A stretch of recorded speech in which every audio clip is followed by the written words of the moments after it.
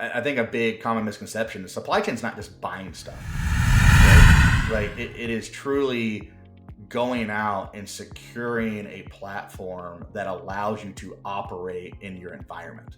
And that is capital, that is people, that is process, that is widgets. And I think that, not to like geek out on what we do and maybe have a passion because I do it, right? But I think there is that common misconception leads people to not appreciate what is truly going on.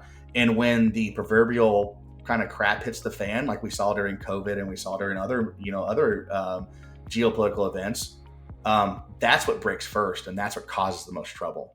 Hey guys, it's Zachary Peña, the CEO of Empirix Partners. You're watching the Data Center Go-to-Market podcast. Hi, it's Joshua Feinberg from the Data Center Go-to-Market podcast. I'm thrilled to be welcoming a very special guest here with me today. I'm welcoming Zach Pena, who is CEO of Empirix Partners based in Knoxville, Tennessee. Zach, welcome to the podcast. Hey, thanks for having me, Joshua. Glad to be here. It's my pleasure. I think a really interesting place to start would be, I've looked over your bio, talked a little bit about you on LinkedIn, and I'm really curious what led you on this path to go from being in the Marines, working for a bunch of technology companies, and then ultimately to having your own company specializing in mission critical sourcing and supply chain. Yeah, it's been a heck of a journey, right? How I went from, shooting stuff and blowing stuff up, to your point, right, to helping build the world's infrastructure on the data side, right? I'll try to keep it short and sweet for the viewers and listeners, but really got interested in, I'll call it supply chain and logistics when I was in the Marine Corps. I was in the infantry. I could be anywhere in the world and get beans and bullets and anything that I needed to go operate and do my thing. And I learned that with supply chain. I ended up actually going to the University of Tennessee, which I swore off as a kid, even though I grew up in Knoxville. Said I would never bleed orange, and I do, but they happen to have a world-leading supply chain program, and still do to this day. Got into that, rolled into industrial manufacturing out of school, and got into consulting. I was with a firm called Georgia Pacific, and shocker, paper didn't do it for me. But got a really good view in industrial manufacturing. Got into consulting, found my way into data centers through that, and for the last decade have been working through the supply chain woes and going from the colo side to the hyperscale side, back to consulting, and now I find myself here being that trusted advisor in the space, helping our partners and customers go build big, beautiful data centers. That's actually what so many people that are in client-facing roles in data centers, digital infrastructure, mission critical are trying to get to now. So they're seen as the trusted advisor, and to get out of that vendor box, get it, and truly have professional branding, professional differentiation. So at some point, for sure, you're going to have some of your peers knocking on your door asking for advice.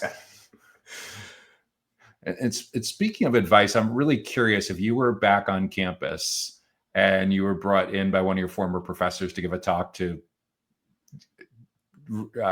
undergrads, grad students, or maybe it's just sons and daughters of neighbors, friends and family members, teens and early 20-somethings who have heard about all this growth that's happening in the data center industry. Let's be realistic, 5-6 years ago, outside of IT, not many people would have heard of Equinix or Digital Realty True. Or OpenAI or anything like that, but it's having a moment for sure.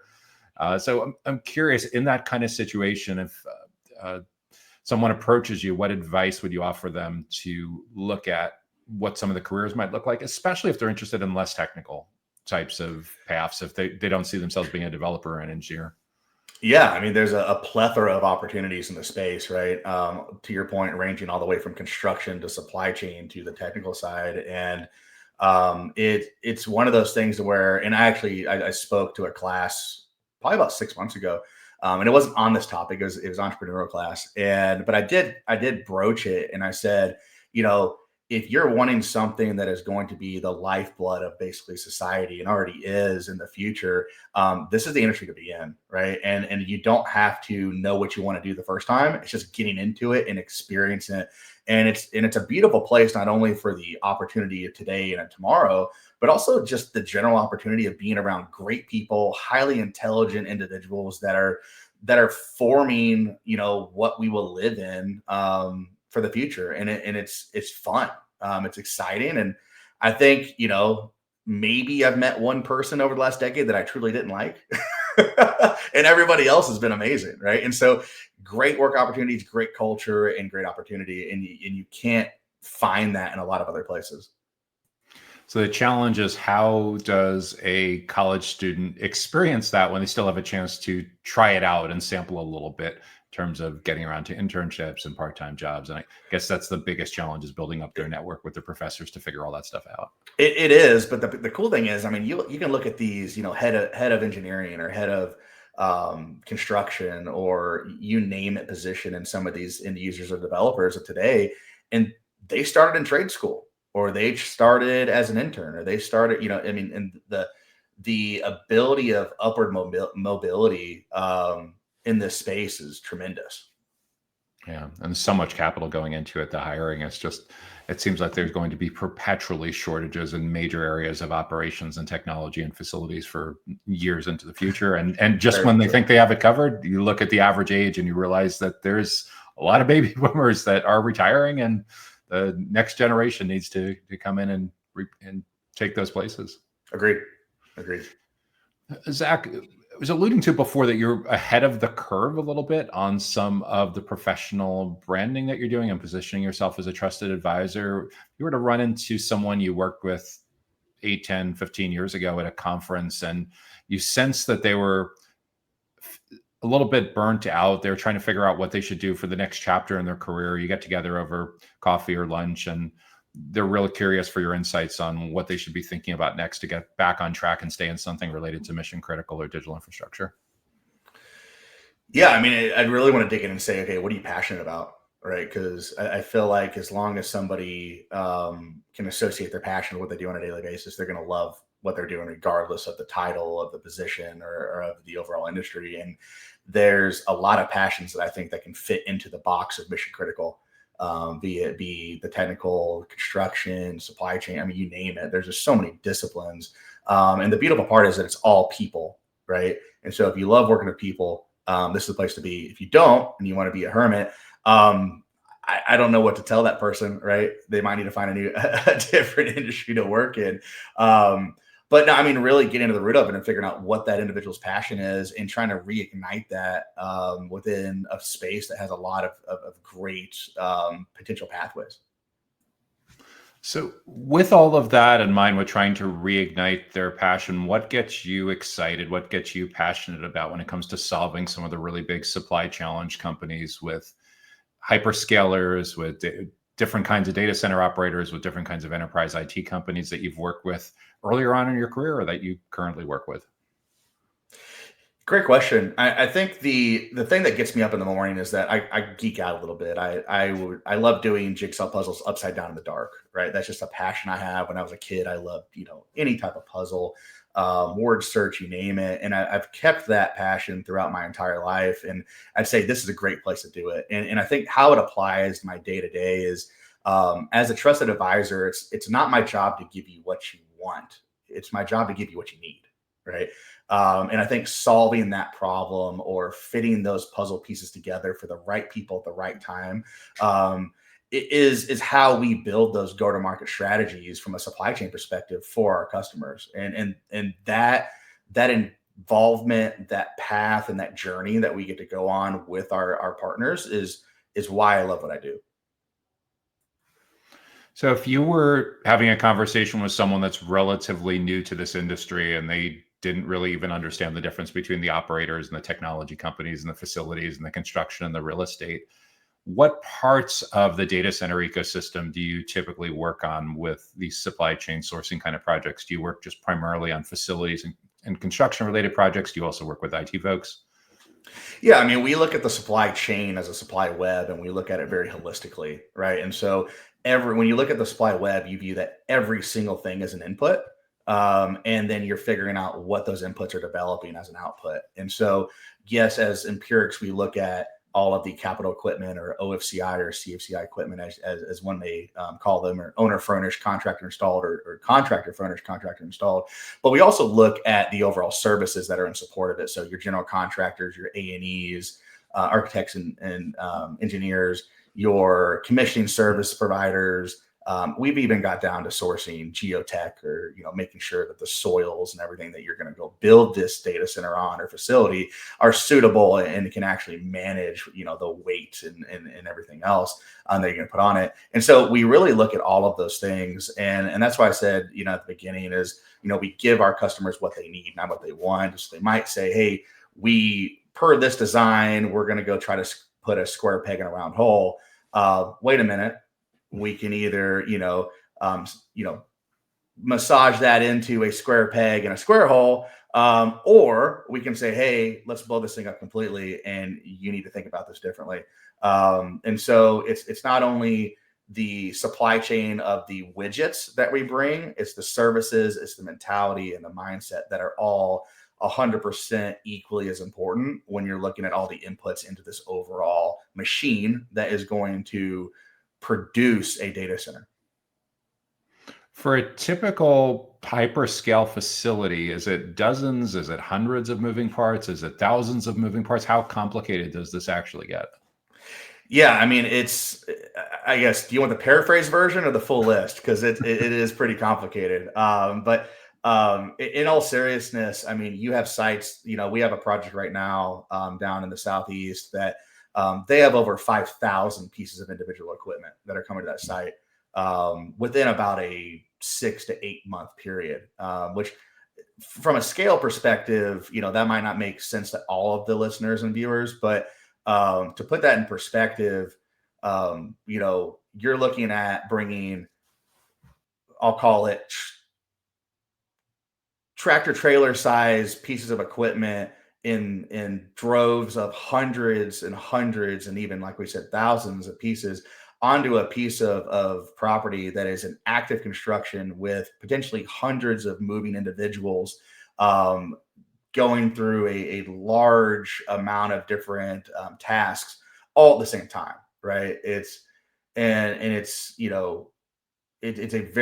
almost like a dance, a choreographed dance that these general contractors do a beautiful job of utilizing push-pull planning and making sure that they're trade stacking properly and most importantly safely.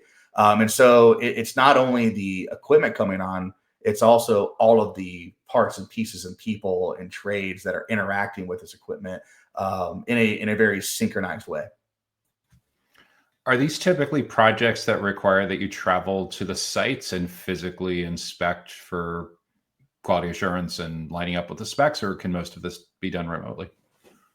Yeah, I'd say the management of the overall supply chain is done predominantly remotely. We do go on site for specific milestones when it comes to your point of maybe the initial delivery of some of the larger equipment to make sure that the I'll call it roles, responsibilities, and expectations that were set forth in our procedures are being followed, right? That all the team members are doing as they should, that we're doing it the right way the first time. And so that we know we have a good repeatable action as all of the equipment comes on board. And then you're going to see, potentially another milestone of like the first commissioning, right? And so on until that first data hall is done. And then maybe we'll intermittently come on site. But we're really trying to be smart with the travel, because we're not only being smart with our time, but also smart with our customers' money. Has that become more challenging now that you have your own firm where you're multitasking with multiple clients as opposed to having the luxury of just being able to work full time for one?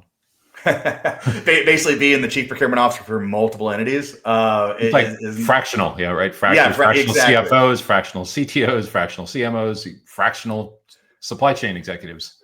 Exactly. Yeah, they do exist. And yeah, it's never a dull moment, right? And I'd say that using my time wisely and splitting that properly between projects and clients and geographies is obviously a challenge. But that's the beauty of our firm, is we brought in extremely well-to-do individuals when it comes to their intellectual firepower, also their ability to manage these processes. And I love all of our clients to death, but sometimes needy clients, right? And challenges, right? I mean, it's almost like a joke internally. It's like you wake up and you Google supply chain and you see what is going to be the flavor of the day. If it's delays, if it's impacts, if it's geopolitical things, if it's tariffs, right? You name it. And it's taking all that together, understanding what we have in front of us and deploying the right people at the right time. The Data Center Go-to-Market podcast is sponsored by DCSMI, elevating the role of sales, marketing, and go-to-market GTM professionals in the growth of the data center industry. To stay informed about upcoming episodes, make sure that you subscribe to the Data Center Sales and Marketing newsletter on the DCSMI website that can be found at www.dcsmi.com.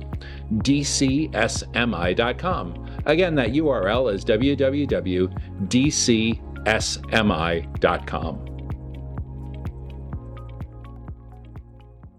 Yeah, I was just looking. So with Empirix launched in 2023. So back when there were all the pandemic related supply chains, was right before you were on your own, or were you on your own at the time?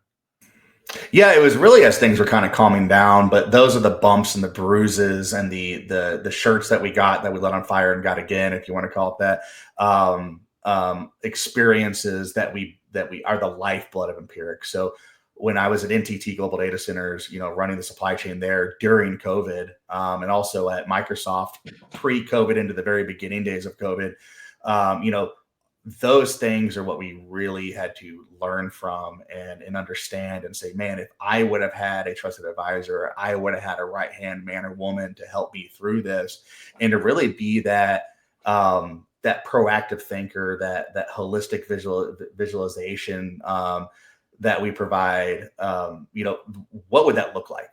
And so that's really how we built the firm of saying, we don't want to be Luke Skywalker, right? And come in and be the hero. We want to be Yoda. We want to be that trusted advisor that guides the hero, which we want the hero to be our client and partner, not us. We're here to build their brand, not ours. Because if we do it properly, we hitch the buggy to the right horse, and our brand grows organically with that success. So in a lot of ways, building Empirix was inspired by your own desire to have a Zach that didn't exist back then. Yeah. I don't know if I would choose me because I have I have a face for radio, and I'm a little too opinionated. But yes, a Zach-like figure that could be there for the right person at the right time. With where the industry is today, where do you see the biggest problems or the biggest challenges that are directly related to supply chain and sourcing? I think it's just making well-informed decisions, and having the ability to do it in a way that is proactive and is not knee-jerk, and that is in a way that is truly integrated in the overall company's vision or strategic intent, as we call it here internally. And is truly making decisions to support what we also like to call, the ICP, or the ideal customer persona of that company. Because if you just go off and say, hey, we're going to build a data center for Hyperscale, great, right? That sounds awesome. But we say, hey, based off our company's mission, we're going after these specific customers, and we have devised a plan strategically to develop a supply chain that is going to support that exact thing. That's completely different. And I think there's a lot of our now customers that are seeing the light of that, but there's also a lot of our potential customers we sat through that either get it or they don't. And the ones that get it are obviously the ones we want to work with, but we've actually found a lot more that don't get it than do. And that's what is very interesting. And I think of that, it's not saying that they don't know what they're talking about, because these are very highly intelligent, successful individuals at the C-suite level that we're engaging with. But there's a very large risk I see in the market where people are just trying to make things happen and they're not making informed decisions. So a lot of your education process, it sounds like, starts even before they become a client of Empirix, kind of schooling them in best practices. Correct. Yeah. I mean, we take a go-to-market strategy perspective, right? And we say, we not only want to build you your supply chain, we want to build the supply chain based off of who you actually are and who you want to be. Because if you build it for today, like what got you here is not going to get you there, right? And that's really the process that we build, not only through our sales cycle, but also through the initial engagement with our clients and through the overall development of their overall portfolio. What's fascinating too, when you bring up the idea of talking to them about their ideal client profile and getting clarity on that's something we talk about all the time, but it's more in the context of like, we're not getting enough leads. We need to fill this up. The leads aren't advancing. How do we get better tuned into who they are and what they care about? Yeah. I mean, even going down to a strategic intent, right? I mean, we had a client one time that they were very, very convinced that their entire executive staff knew what the mission was and knew what their strategic intent was.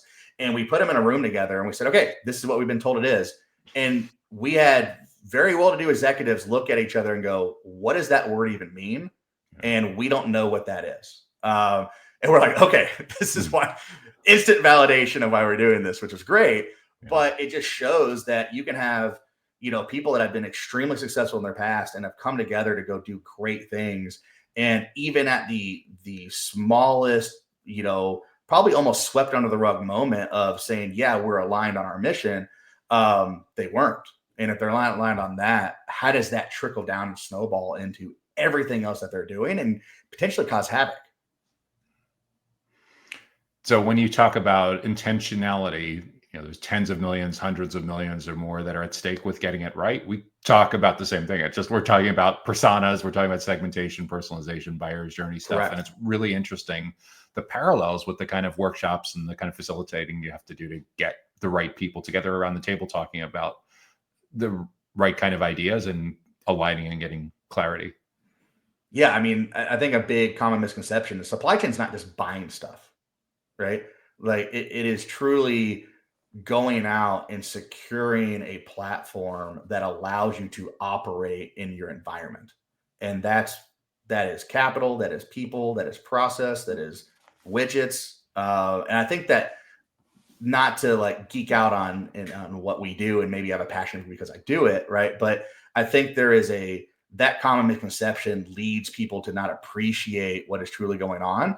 And when the proverbial kind of crap hits the fan, like we saw during COVID and we saw during other geopolitical events, that's what breaks first, and that's what causes the most trouble. Yeah, that's really important to help them see around their blind spots and be open to different points of view that may be quite different than the knowledge they're bringing to the table. Zach, when you look into your crystal ball 2, 3, 4 years out from now, how do you envision that growing a firm like Empirix may stay the same? How do you envision that it may be a little bit different? Man, I hope if my ball plays out how I want it to, life's going to be good, right? Because I think there's just overall in the industry, there's a bunch of gold in the ground, and this is the gold rush, and it's time to pick it up. But no individual firm can do it by themselves. And I think having the right partners and growing our firm with those right partners, not only our customers, but also the OEM partners we have, the service provider partners, your GCs and A&Es, all of that. We have to all work together and kind of go out there and collectively build that, like 3-pronged little claw, like in the claw games, and reach down and grab that gold together and figure out how to use it the best. And so I see the firm over the next 3 to 4 years, building on those strategic relationships that we already have and in evolving them into what needs to be here for the success of the industry. Because not to be a broken record, but what got us here is not going to get us there. But those relationships are going to be the basis of what we build to figure out what that next widget is or that next solution to meet the challenge of tomorrow. So I see the firm ever evolving, not only from a capabilities perspective, but from a relationship perspective, so that we can meet the challenge of tomorrow. With a relationship and a tools and a technology perspective, have you seen much change so far because of AI, either in the work that you do with clients or the work that you're doing with growing your own professional services firm?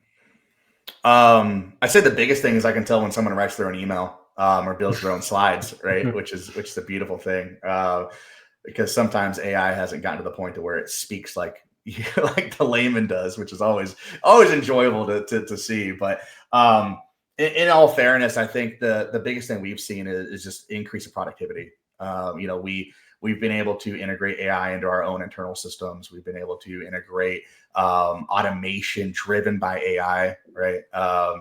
And I think that has allowed us to take what we view to be a lean team, because we are only 10 people. But we use the word lean in its actual meaning, right? If you look at a bodybuilder and you say, well, they're lean. Well, yeah, they're very muscular and they're lean, but if they were 0% body fat, they'd be dead, right? That means lean means that you're the right thing for the right position at the right time. And that's how we're utilizing AI to be that for the market, so that we can come in at a very fair price, at a very fair value proposition, and drive that for the customer, so that they can ultimately be responsible, and we're not this financial burden on their balance sheet that they have to have. We're a partner that comes in and truly develops that for them. So that's how we're using it internally. Externally, we're actually, I haven't seen too much of it from a customer perspective. I mean, are they using it maybe to, like I said earlier, jokingly write their own emails or develop internal content or stuff like that? 100%. But no one is sitting there and coming to us and saying, "Oh, hey, there's this new platform we're using," or "This is this new thing we're using," or "Hey, you're going to start seeing this now because we're integrating AI," or "Hey, our design team is now using a digital twin." And we're using AI to figure out how to build the best data center for this new location. That would be great if they were, and maybe they are behind closed doors and they're just not telling me. Maybe I'm not opening the right doors, but there's a lot of talk of doing that, but I haven't really seen it in practice yet. For your own firm, do you have any favorite tools in your tech stack that are must-haves that you would fiercely resist giving up? Yeah, I mean, something that we've done, and we're in the middle of going past a beta on, is we have an internal GPT, and it allows us, because we are, shocker, the Marine has a lot of SOPs, or standard operating procedures, in his company, right? But we've allowed our team to take advantage of all that hard work that we've been developing around standard operating procedures and processes and tools and templates and everything else. And we have an internal GPT that allows us to say, okay, here's a scenario. What's the best thing to do based off of our company and how we operate? And it's a closed loop system, right? So nothing gets out, nothing comes in. We train it how we want to. And we have no issues with any type of data, going out of that. And so it allows us to draw insights very, very quickly. And it allows us to, like I said, be more efficient with our functions. And I don't think we'd ever want to give that up, right? And I think it's going to continuously grow, and it's going to be something that allows us to stay not only relevant to our customers, but also extremely useful. Because we're not only just bringing the parts and the smarts, we're using AI to drastically leverage that, to provide insights that, I mean, I'd like to think I'm generally intelligent, but I might not be able to pull together in the timeline that's required to be successful. What's really interesting too, when I hear you talk about the process and the tools that you're using, I guess part of it is launching a firm in the last year or two. It's clear your whole go-to-market is very digitally focused, very thought leadership focused. You have your own podcast, videos, and all kinds of that content, as opposed to building Empirix Partners on the golf course or at cocktail parties. I mean, I'd lie if I say we didn't do that as well. But that's a fringe benefit of doing it, I think, quote unquote, the right way, right? We came in to build a business that's going to last, a business that is going to be truly a value add to our customers, and not somebody that's going to come in and just plug a hole or solve a surface level event, right? That's why we actually, if you notice, I haven't said once, and it hurts me to even say it, that we're consultants. We're not. We are trusted advisors. We are advisors in the space that can be leveraged. Because in my eyes, I've been a consultant. I've worked for management consulting firms. I've been that come in, provide a solution, and then leave. We want to come in, develop real strategies, sit there with you and deploy them, and then help perpetuate your growth. That's the big difference. I know you also have a very active podcast, The Watchtower. I'm curious to hear the origin story of what led you to want to build that. So I'll blame it on my chief of staff, Ethan Summers. He goes, "Zach, you have a face for radio, but you have a hell of an opinion, and I think it'd be probably pretty little refreshing in the space to be able for people to hear what I hear on a daily basis." And that's how it started.